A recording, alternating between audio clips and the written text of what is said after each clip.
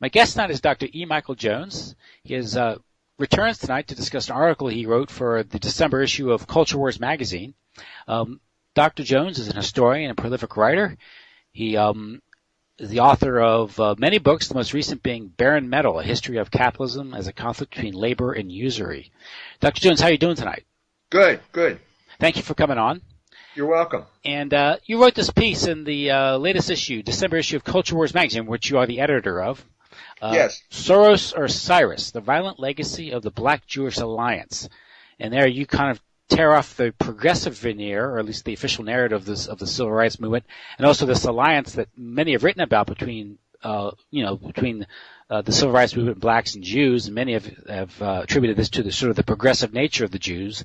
And you take a different interpretation of this relationship. How do you want to get into this? Tell us about this. Well, I mean, first of all, the civil rights movement is not the whole story. Mm-hmm. We're talking about an alliance that began with the founding of the NAACP in, I believe it was 1913. We're talking about right around that time, the Jewish reaction to the Leo Frank lynching in the South, and basically the beginning of the Jewish attempt to use black people as their proxy warriors in a revolutionary struggle in the United States. So it began with the founding of the NAACP. It began with it talked about lynching. Ostensibly, the NAACP was there to fight lynching, but the first real battle was their attack on Marcus Garvey, another black. It was a competing black leader, competing to W.E.B. Du Bois, who was the man working for the NAACP. Marcus Garvey went to NAACP headquarters and walked in, and he realized there were no black people there. This was in the 1920s. It was all Jewish lawyers. So it was basically a Jewish operation funded by the Spingarn brothers. Amy Spingarn, the wife of one of the Spingarns, was a big promoter of Langston Hughes and black poetry, black literature, and the Harlem Renaissance. So this is how it got started. And the culmination of it, I guess their biggest achievement would have been the civil rights movement of the 1960s.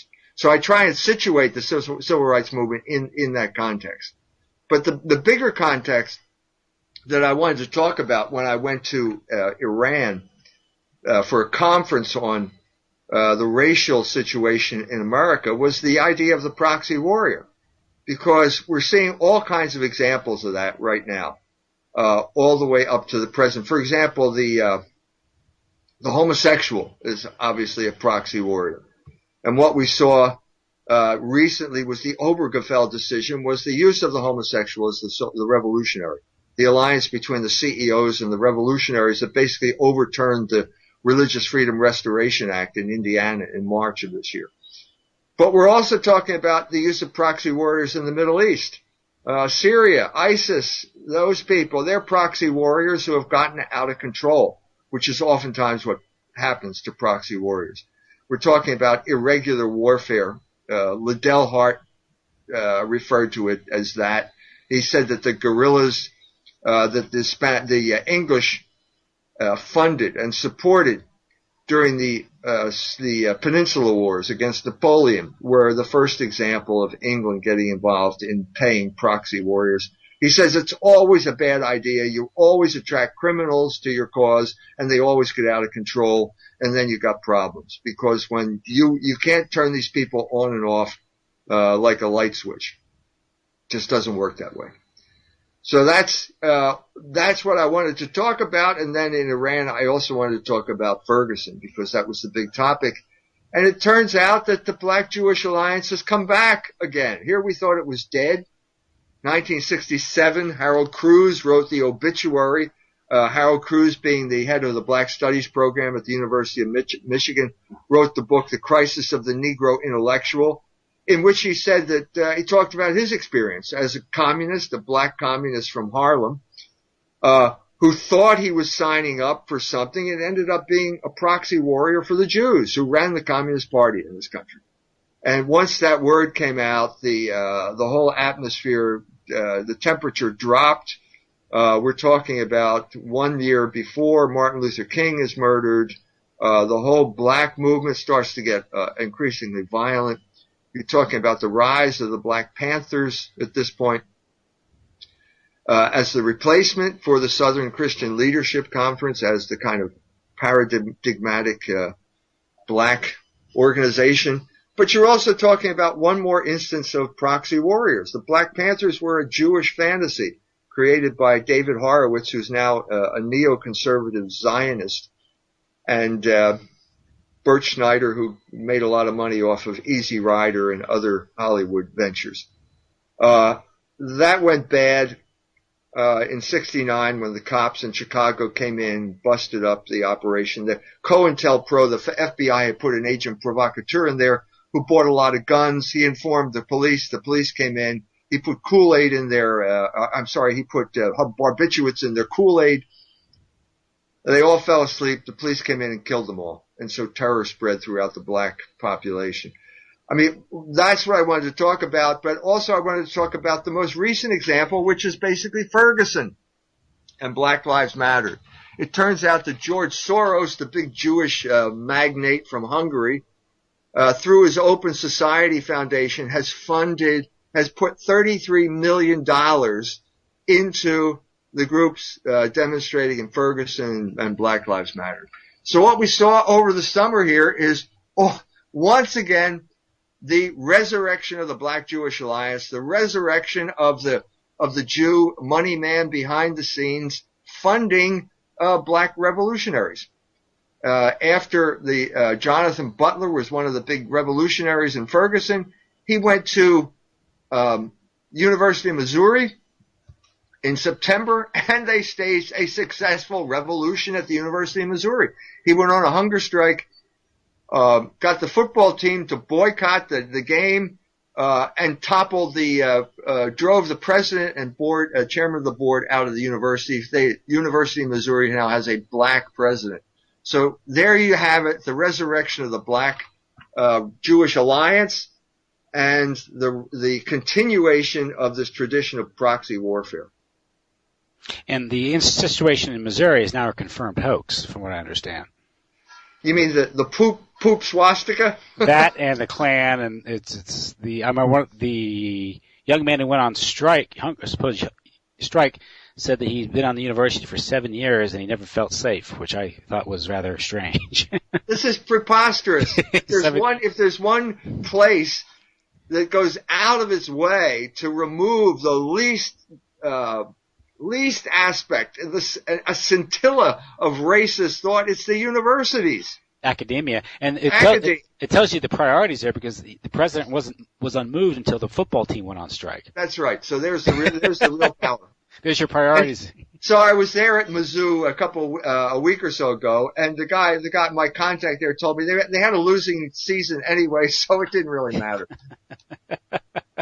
No team that's in the running for the national championship is going to boycott. Well, yeah, that's not going to happen. Yeah, there's too much money involved in that. Yeah, and that's a good example of that. Is that the Missouri situation, which was ludicrous on its face. But you get in space. What you're saying is a lot of these movements, what are these development of these groups like the Black Panthers, Civil Rights Movement.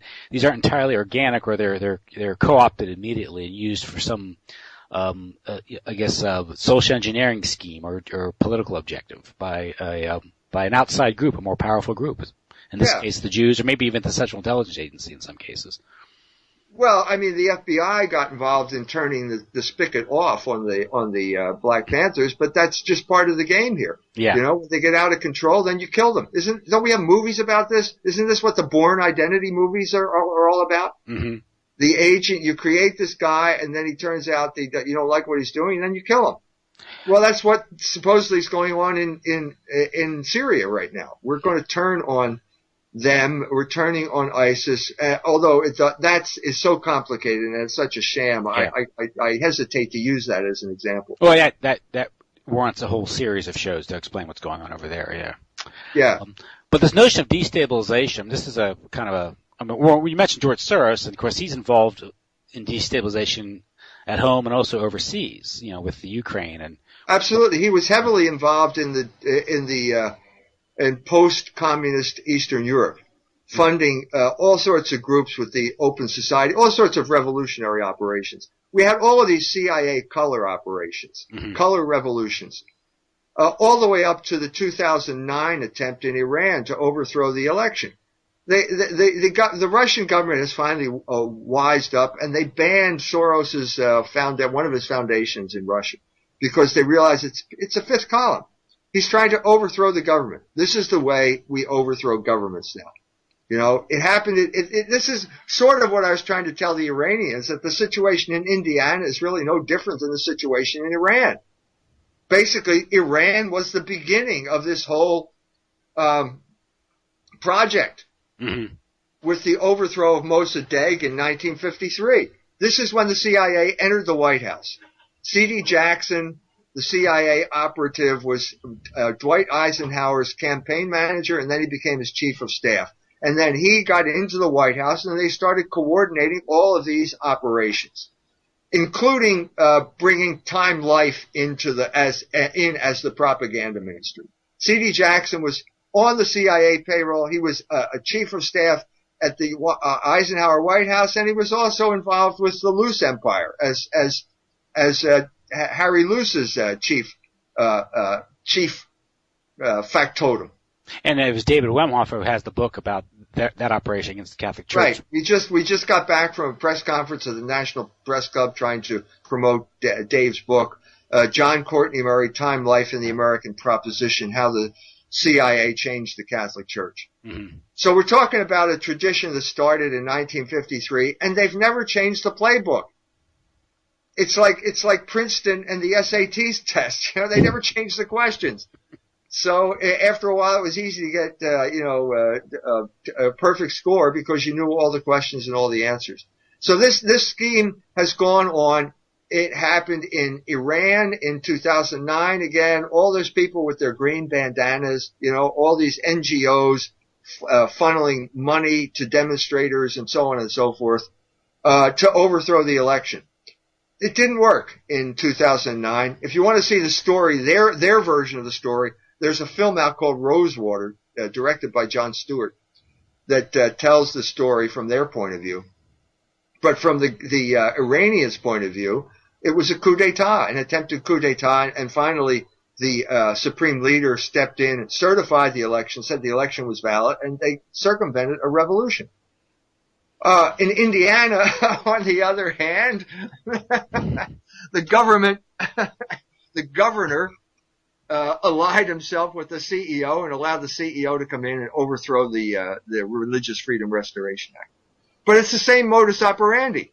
You've got this some type of guy complaining, some type of group complaining about human rights violations, which then allows the United States to come in and covertly overthrow your government and put in their goons who will then give you real human rights violations, which is what we're seeing now in the Ukraine. Another example of exactly the same thing. And same thing in Syria too, apparently, yeah. But the difference in Syria is that it's not working. Yeah, they underestimate the popularity, or at least the support of the Assad regime. That's right. Yeah. And they also underestimated Russia's tenacity in resisting this.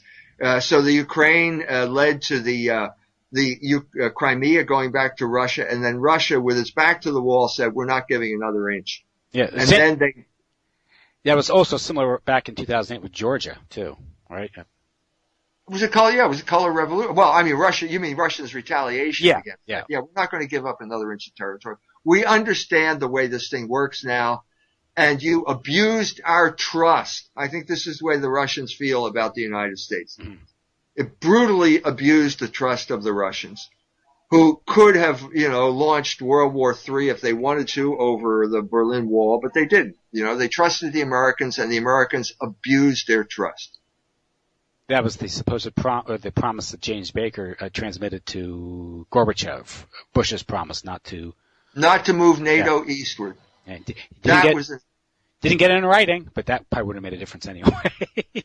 That was an abuse of the trust of the Russians, and also the Soros inspired looting operation of Russia, where Soros's friend Jeffrey Sachs and the Harvard boys engaged in a ruthless looting of the Russian economy. Yeah, the neoliberals, and weren't they instrumental in empowering the oligarchs? Yeah, that's how they did the looting. Yeah. And then the oligarchs funneled the money to Wall Street, and so it was like a big financial merry-go-round. Okay. But I mean, I have to say that the State Department did hold the Harvard to its promises, the contracts that it signed, and Harvard had to pay $23 million in fines for violating their own contracts. They filed with the State Department during the so-called privatization, which was in fact just a looting of the Russian economy. Larry Summers was then president of Harvard, and he had to resign. So they cooked up this ridiculous story about the math. Yeah, girls aren't good at math. Larry said something really bad, like really naughty about girls and math, which is the cover story they cooked up to get him out because Harvard just had to pay $23 million in fines for looting the Russian economy. Yeah, Larry Summers is the one that wrote that memo when he was at the World Bank, but it was okay to dump pollutants on Africa because their life expectancy was short anyway. So this is the caliber of people we have running the Treasury Department at Harvard. These are the guys who fail upward. These people are condemned to fail upward. But again, what happened here with the Black Jewish Alliance was that the Jewish elite raised a lot of money for the civil rights movement, and when these uppity revolutionaries got resentful about being told what to do, I think this occurred during the teacher strike, 1967. That was the final nail in the coffin. I think the real change took place when the leadership, the behind the scenes leadership, told Martin Luther King he had to go to Chicago. Mm-hmm. Now the story I've heard, this was the research I did in The Slaughter of Cities. I tell this story in The Slaughter of Cities. I heard that it was Nelson Rockefeller that paid the SCLC $25,000. Peanuts now, but back then a significant sum. The Quakers were also involved. They wanted Martin Luther King to come to Chicago since the early 50s. This was to bust up the ethnic neighborhoods, right? Yes. Well, what else could you do in Chicago? That was the big thing. Mm-hmm. I mean, the Jews were, Stanley Levison never stopped being Martin Luther King's main fundraiser. So the Jews were also involved, but the Jews were involved locally in Chicago. Mm-hmm. I mean, Louis Wirth, who is the father of social engineering in the United States of America, was a Jew, and he was working at the University of Chicago. And he is the true author of An American Dilemma, you think? I think. I mean, it was a joint venture, but I mean, the one guy we know who didn't write it was Gunnar Myrdal. I mean, we can be sure of that. He could not have written that book. I mean, I can write 1,400-page books, but I can't do it the way Gunnar Myrdal did, by coming over here, doing the grand tour, and then leaving when Hitler involves Norway. It's just not going to work. And he admits it in the preface to The American Dilemma as well. He said he put it into the competent hands of Samuel Stouffer and Frank Notstein. Mm-hmm. Well, that's the military intelligence. That's OSS. That's OWI, and they're the ones who wrote the book. And that story again.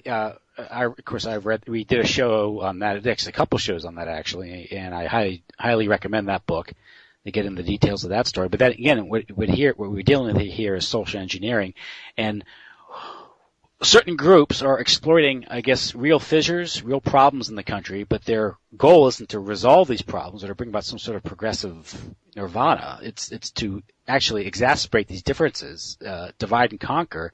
Has nothing to do with bringing out a better, more just society. You're just exploiting these differences, and that's the key point people have to remember when we're talking about this. Despite all the progressive veneer and propaganda we hear through through official history of these events, there's groups working behind the scenes, always in these scenes, that have ulterior motives that aren't exactly right.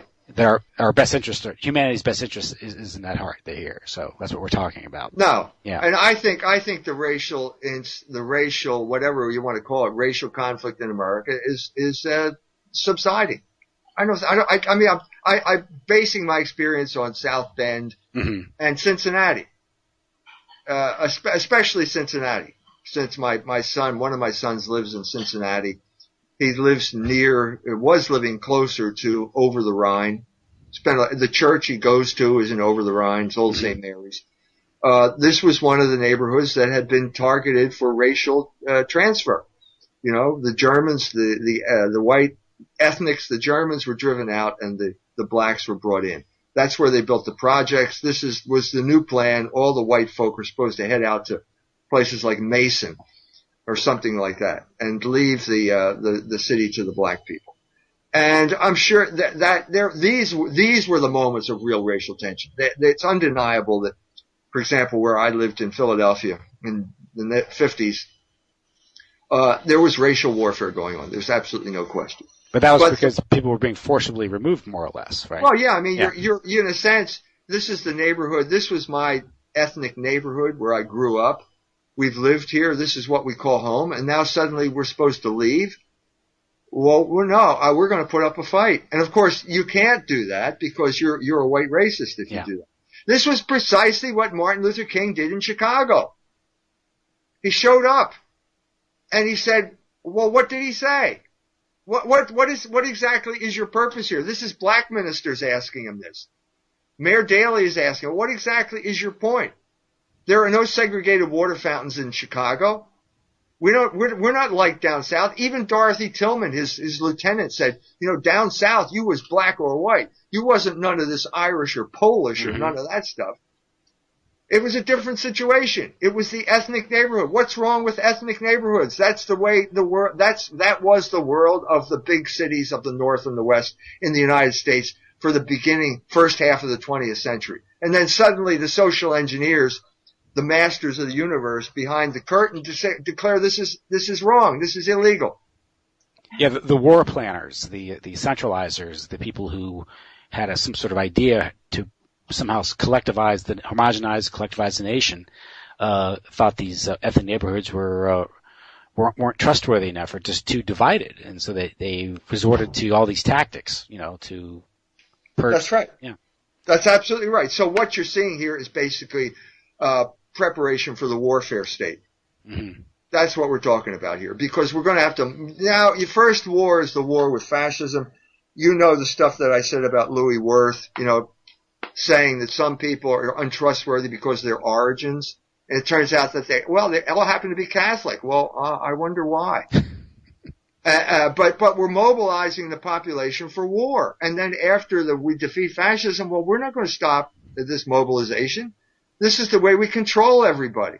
And this is the crude form of social engineering. And it's morphed over time into more and more sophisticated forms of social engineering. But nothing has changed. We need to mobilize a docile population to project power outward so that we can have our empire. That's the bottom line. It's the only way that Henry Luce was going to get his American century. That was the way. That was his plan. Yes. So he looked at. And of course, David Wemhoff does a good thing in telling his background or his experience in World War I about educating the doughboys and that's right. Make them think a certain way to get them to go off and get killed in the trenches. You know. That's right. He felt he had a gift of doing that, and then he made contact with Walter Lippmann, the great the Jewish propagandist for controlling the masses through controlling ideas, and the result was Time magazine, which after World War II became the propaganda ministry of the United States. And also, let's be honest, it was engaged in black ops as well. The black op against the Vatican Council. They were trying to change the outcome of the Vatican Council. So much for your separation of church and state, fellas.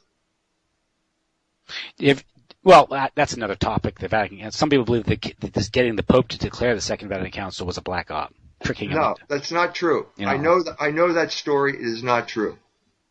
The church was in a state of crisis because of the long dying of Pius XII. Mm-hmm. He had centralized. I mean, this is just an era. The 20th century was the era. The beginning of it was the era of centralization of power. Yeah, yeah. So Pius XII was like, I don't want to make, you know what I'm trying to say here. Yeah. It's like Mussolini, in a sense, like Hitler, like Stalin, like Theodore Roosevelt. He was of that era where you could get on the radio and mobilize large masses of people. Mm-hmm. And so as a result, the power centralized in the Vatican in a way that it hadn't before that time. But what happens when you got a guy who's dying in office for years?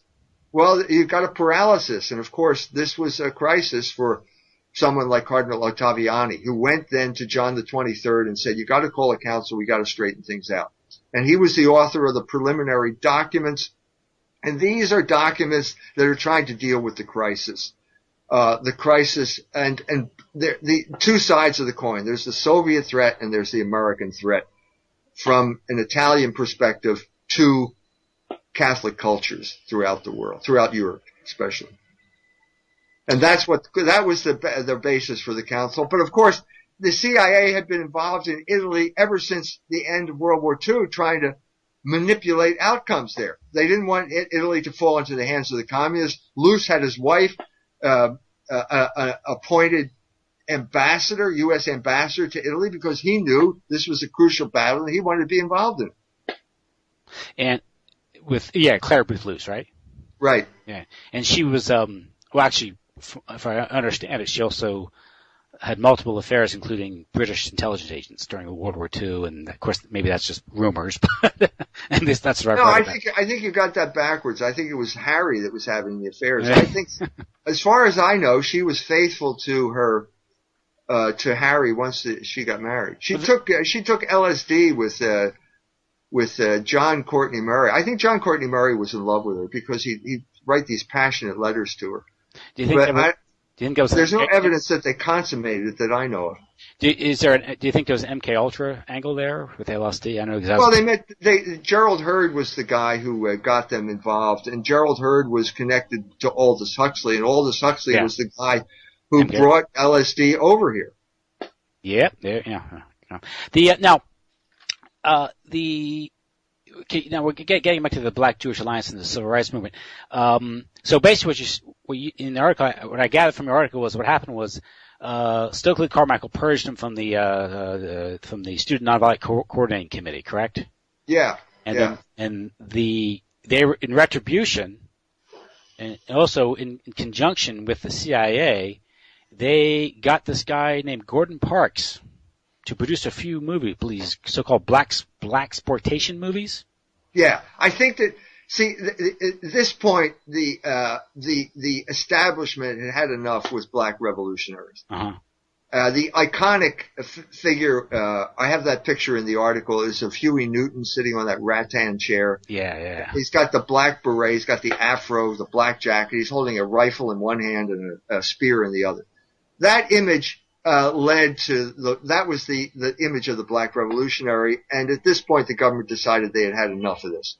The FBI had come in with their COINTEL program and murdered all the Black Panthers in Chicago. What we now know is that Time Life and the CIA were involved in creating a new image. And this was the job of Gordon Parks. Gordon Parks was a black man who was also a photographer for Time Life. His job at Time Life was to infiltrate black organizations.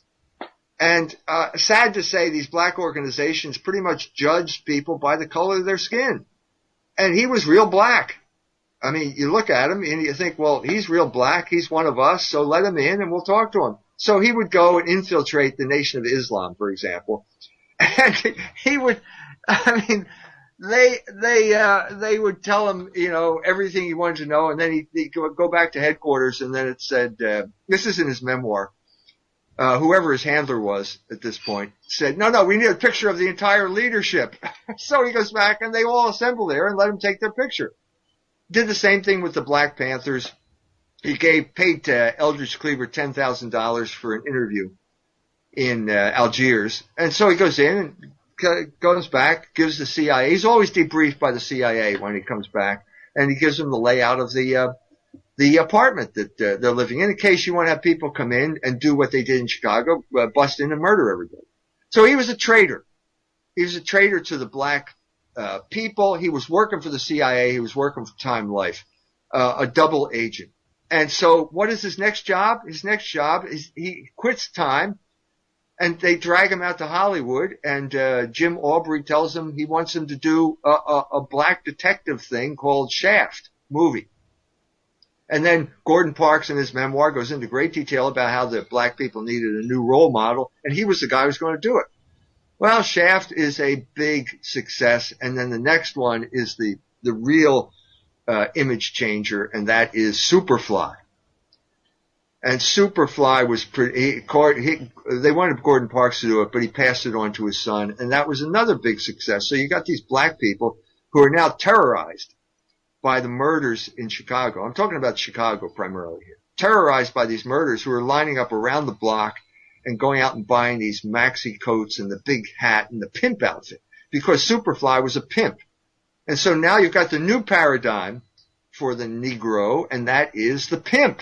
He's no longer a revolutionary. He's a pimp, and he's got a big Cadillac Eldorado, and he's extremely promiscuous, got all these girls, and that became the new model. And I'm saying it had a devastating effect on black culture, especially in Chicago, which I sort of know fairly well because of the people I know there.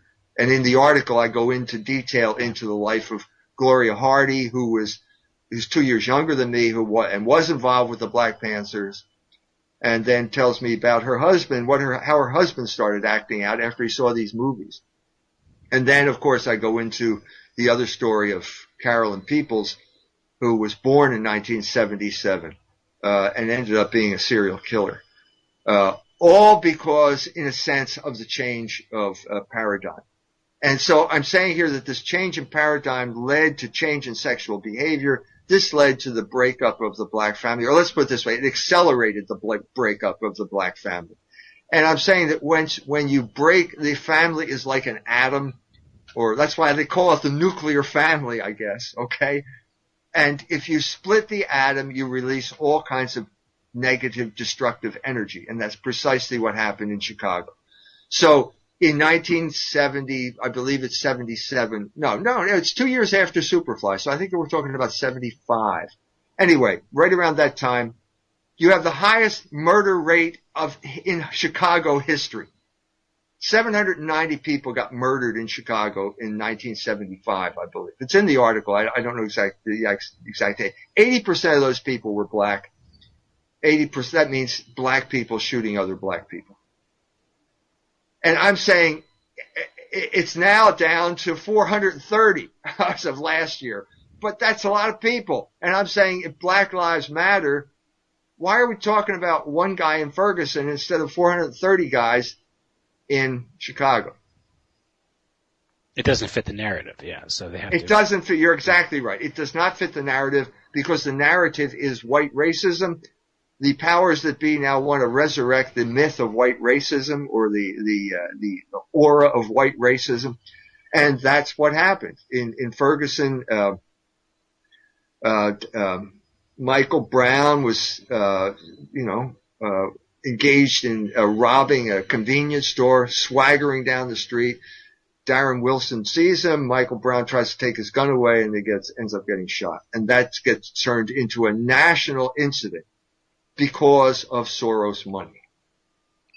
And the complicity of the Jewish media. With Gordon Parks, and he was handed a screenplay for Superfly by Jim Arbery, who was the MGM honcho. Yeah. And in the article, you suggest that, or at least Gordon Parks' widow or ex-wife says that he was CIA all the way. That's what she said. Yeah. But I asked her. I asked her. Yeah, it was his third wife. I said, "Was he a CIA agent?" She said, "No, that's ridiculous." And then she starts saying all these other people were, and he would say he had to be debriefed every time by the CIA. So it's like a semantic. We're talking about a semantic. Well, we know how that works. I mean, CIA and Hollywood, they're not really separate. It's at that level. The people who control Hollywood are all tied into the people who have interest or control the intelligence agencies, corporate America. It's like separating ExxonMobil from the CIA. Or Time Life from the CIA. Time Life's a good example. Harry Lewis would be briefed by the CIA guys. They'd come to Time Life. He didn't have to go there. They went both ways, but he would be briefed. and they would say, well, look, we need a new paradigm. That's the type of thing that they would be there to do. That's exactly why Gordon Parks was hired. It's interesting because that whole scenario, which prior to reading your article, I was familiar with blaxploitation films and laughed at them like everyone else did, but wasn't familiar with the intrigue behind them. But once I read the article, it was very plausible because I'm familiar with Time Life and their role in shaping the culture, and also how they've been tied into the intelligence agencies. There was Gordon Wasson's operation with Life in 1957 with the magic mushroom promoting psychedelic drugs, and that was been exposed as part of the MKUltra project and putting that story on Life magazine. There's also, you may not be aware of this, but Gloria Steinem has since been exposed as a CIA. Sure, I do. I was aware of that. Yeah. So it's if you read her back, and she admits it now, but she went to Smith College despite coming from a very poor family. It's a very elite school, and she was a recipient of a Chester Bowles Scholarship, which is a CIA scholarship, which was awarded. She was the first one to receive the scholarship and the last one to receive the scholarship. But she went on to this is what's relevant is with Ms. Magazine. Similar operation, they're kind of a divide and conquer thing, sure. Culture degradation. But sure. But Ms. Magazine published an article called it was an article called "Black Macho and the Myth of the Superman" in 1978, and it was supposedly written by Michelle Wallace, who was a 22-year-old black woman, but people think, or at least suspected, that it was ghostwritten by Steinem herself. But her background, and that was done to promote black feminism and degrade the black male, which is a part of I think the overall agenda here was to destroy the black family, male authority. But but she was in league with Cord Meyer. She dated this guy Stanley Pottinger, who was a Nixon and Ford DOJ official who covered up the. You know what? There's a pattern here too, and she's the female version of it. Yeah, but it goes all the way back to the Jacobite Rising of 1745, when they conquered the Highland Scots, and instead of just taking them and exterminating them, they sent their sons, the sons of the lairds, to Cambridge and Oxford. Yeah. Adam Smith was in France with one of these scions, and he died. He up and died, and he had to take the body back to England. This is perdured through things like the Rhodes Scholarship, for example, which is another vetting process where they seem to like orphans. They seem to like fatherless men. Both Adam Smith and David Hume were picked by the Whig oligarchs for scholarships at Cambridge and Oxford, and they were both, neither man knew his father. And so the Whig oligarch then can step in psychologically and become the father figure, and basically the man becomes a tool. Or as Reverend Wright said to Obama, who is another guy with this kind of ambivalent relationship, you become a nigger for the empire. Bill Clinton, another example, fatherless guy who got a Rhodes Scholarship. We have another example in South Bend, Indiana. The mayor of South Bend, Pete Buttigieg, is a Rhodes Scholar. He knows who his father lives right down the street here, but he is a homosexual, which in my book always indicates a disturbed relationship with the father. Mm-hmm. So we have a pattern here, and Gloria Steinem is apparently the female variant on this pattern. Yeah, that's what I found most compelling about your article was that this fits into that pattern, and recognizing patterns is what we should all do when we're investigating these things, whether it's a crime or event or something. Recognizing these patterns. And it fits that model. But this gets into talking about the degradation of the black community. They were targeted. This promotion of the pimp. So they're promoting criminal, irresponsible behaviors, sexual irresponsibility. This creates a criminal environment which promotes these conflicts. It scares the heck out of the white middle class. So you have you sort of have a strategy of tension going on here. It's sort of certain, like Nixon's silent majority, that type of politics. But it just goes back to these conflicts with the police, because you've mentioned it in the article, also in several interviews that I watched about. You have a combination of this, I guess you could call it this ghetto lumpenproletariat, who go out, they're good for nothing, they can create crime. This creates a response by the police, but you also have this militarization of the police that's been occurring since the 70s, but it's really picked up in the past 15, 20 years. Right. describe I guess that dialectic, what's going on there? Yeah, the government is forcing or pressuring local police departments to take on military-style weapons and even military vehicles. We have the situation in South Bend, Indiana. As I said, this man who is now mayor is an agent of the elites. He's going to be promoted. He's like got a charmed life now. So the first thing he does is fire the black police chief, who's a local guy, and bring in some mercenary from Tajikistan. The guy first thing he does is order $450,000 worth of equipment from some company to fire like speakers or microphones to pick up shots on the west side or something like that.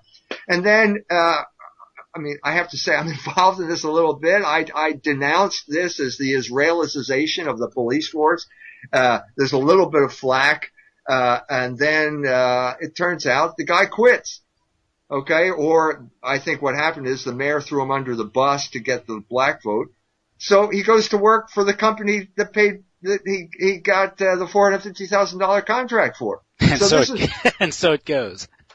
So now there's a bill before City Council trying to ban a revolving door bill based on this type of scandalous behavior. But what you're seeing here is basically, as I said, the Israelicization of the police force, where the police are the Israelis. It's not a local police force. The police are trained to be the Israelis, to look upon the local population as the Palestinians. Mm-hmm. And this tension is already there with the black and white thing, which then gets exacerbated.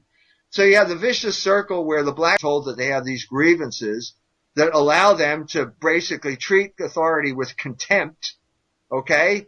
And then you've got the police department getting more and more nervous because the black people or people in general have lost respect for their authority. So it's a bad situation. And of course, bad situation. With the breakup of the family in the black community, I think illegitimacy was like 12-13% in the beginning of the 60s. Now it's closer to 80%. Yeah. And that deplorable state, of course, creates a situation in these communities. You know, the pathologies of the ghetto that we've come to, all know and love, creates this environment, where, high crime, violence, I think a lot of this was intentional because it plays into the politics. Sure. It's a way of removing political opposition. So as I said, I was in Iran, and the example in Iran is we're all sitting around the black Muslims took over the conference. So it was their paradigm that was being promoted, which is basically the conventional narrative of white racism. So we have in the middle of the conference, there's a news flash. Here's the video. Just a black girl in South Carolina sitting in her chair. Cop comes in, throws her on the floor, and drags her out of the room. And everyone says, see, we told you so. This is police brutality, white racism, so on and so forth. Well, I said, no, wait a minute. That's not, I didn't get a chance to say it, but eventually I got to say it on television, Iranian television, which is probably better than just the conference. But anyway, I said, what's going on here? This is the situation the polarized situation that is being exploited here.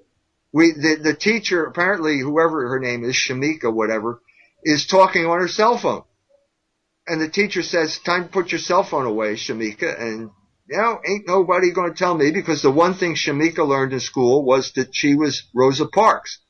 The story of Rosa Parks. She's in the back of the bus, and these white people are telling her what to do. And so she's not going to do that. And so at this point, you got to call the police in. Now, why are the police in the school? Well, because the situation got out of control a long time ago. So the policeman comes in and says, Shamika, time to hang up your cell phone. No, ain't no, and so on. So he grabs her and throws her on the floor and drags her out. That's the situation.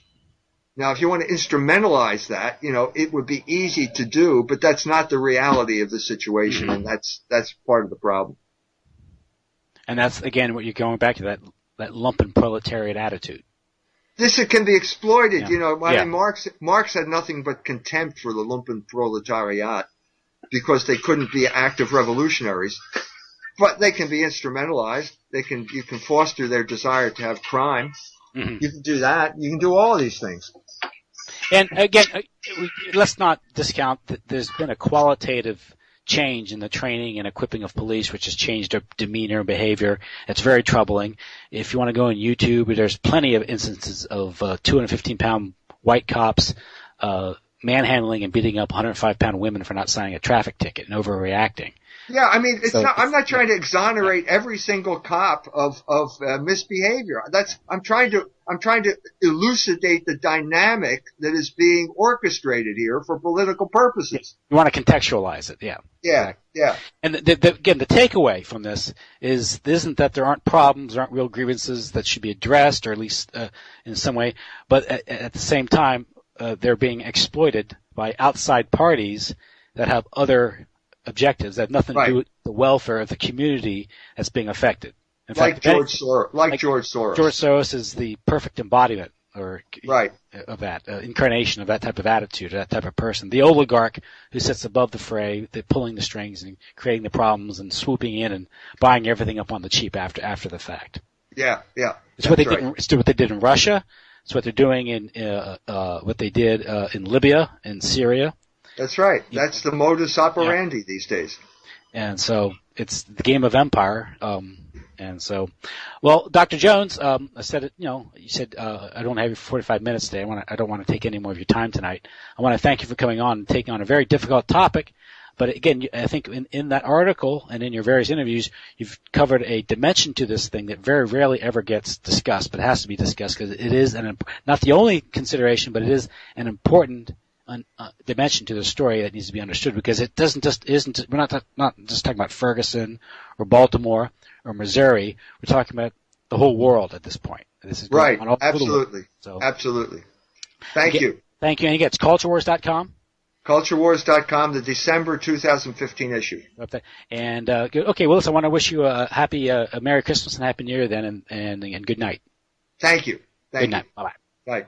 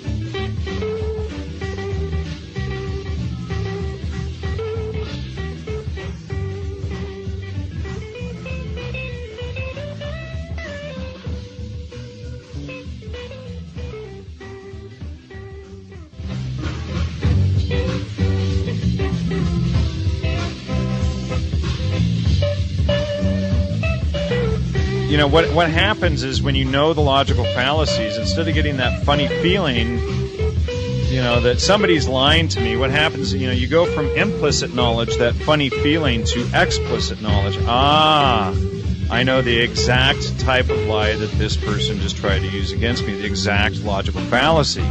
And then you can counter it. And then what happens is after about 2 months of studying the logical fallacies, you start to catch them in your own thoughts. And then when you catch them in your own thoughts, then you can, begin to remove them and verify the information in your own mind. Okay, I believe this since I was 10 years old. Is it true? And you look it up, oh, geez, this is completely ridiculous. And a lot of people will say, well, I just don't have time to look all that stuff up. Well, let me put it another way to you.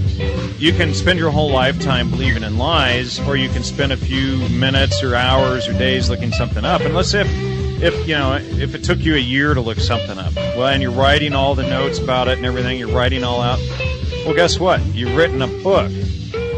So now publish it and allow other people to know that information. And then we have people putting out valid information instead of information put out by these intelligence cells and groups that we talked about earlier. So people can go through this process, and then rather than saying, oh, well, it's a negative, if I have to go spend time and learn something, well, look at it as a benefit to you in your future. You're saving yourself from a lifetime in believing in a lie, and then you can empower others with that information as well.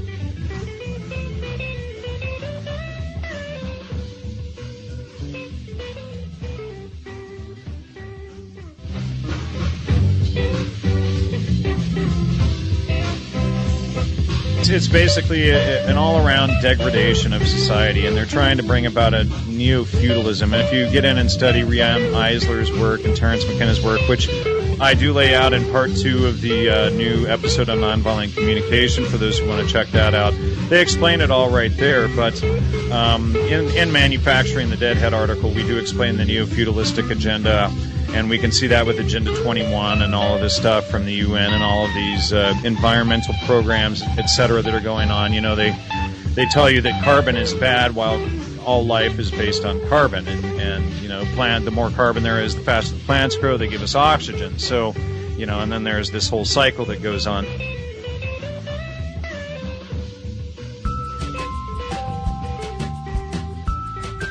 You know, they're selling us a lot of different stuff, and you know, Aldous Huxley's grandfather was the propaganda manager for Charles Darwin. So, you know, Julian and Aldous' work are based on all of that. And then what they want you to do is believe that, you know, it's all about human evolution and all of this stuff. But what they're really doing is they're trying to kill off the masses to selectively elevate themselves, as you know, from killing off all of us. So it's not a real evolution. It's basically, you know, just a dumbing down and cleansing. It's a soft kill, and they want all of the masses to, you know, believe in all of the magic and all of the, you know, all of the tricks, and to not think critically, not to, you know, trust your own five senses. If they can get you to not trust your own five senses to verify things, then they destroy your self-esteem, and then you're left to appeal to authority or any information or magic show that they give you. You know, if you can't trust yourself to look up information, you're going to buy into hoopla like Amit Goswami and, you know, quantum physics and all of that nonsense, right? So, or Fox News or MSNBC. Or Fox News or MSNBC or CNN or any of the rest of them, right? So you have to get, you know, gain your own trust back, your own self-esteem back. You know, this is about empowering. Then you realize you actually have to process the data in that specific way, and then you create, you know, a pattern, a systematic pattern that you can go through and verify. And then you realize, wow, using this method, and you can apply it to anything and under just about any situation, then you realize that your self-esteem goes up, but you know that information. You know, and people can come and try to attack you on it or whatever, but you've studied every aspect of it, and, you know, there's nothing that you haven't looked at that they can throw at you to try and find, you know, some hole, you know, in your work or something, because, you know, they haven't verified the citations or they have some religious new age bias or whatever against it, you know. So it helps people to get back onto the facts, and as you do it, your self-esteem will build, your pace will, you know, it will quicken the more you do it.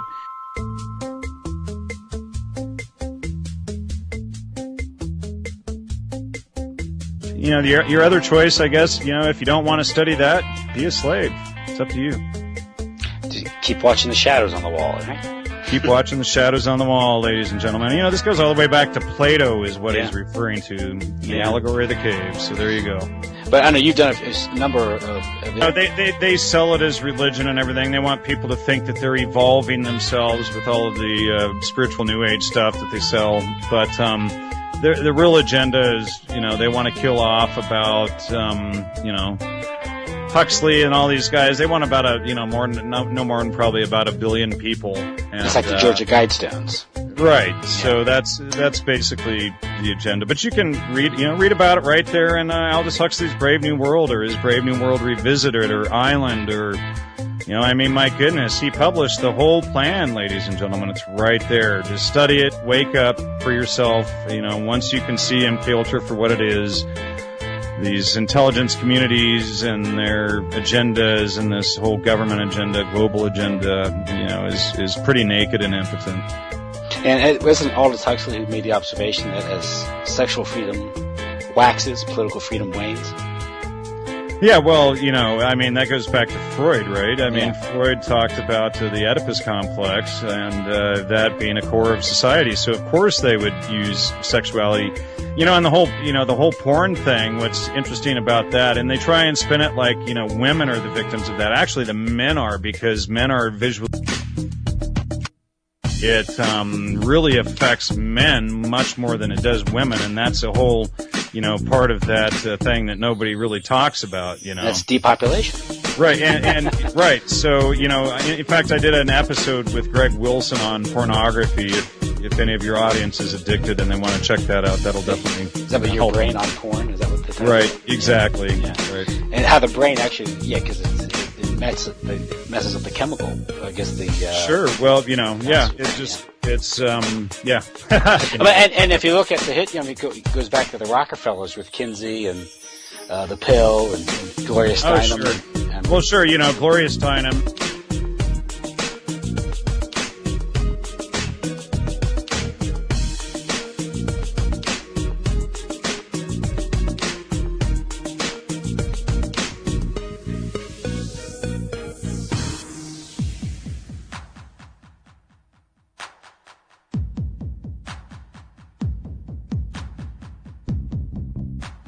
Let me just read you a quote here from, this is from DCI William Colby, just discussing Gloria Steinem as a CIA agent asset, dictated to it all. And this is the former head of the CIA quoting her.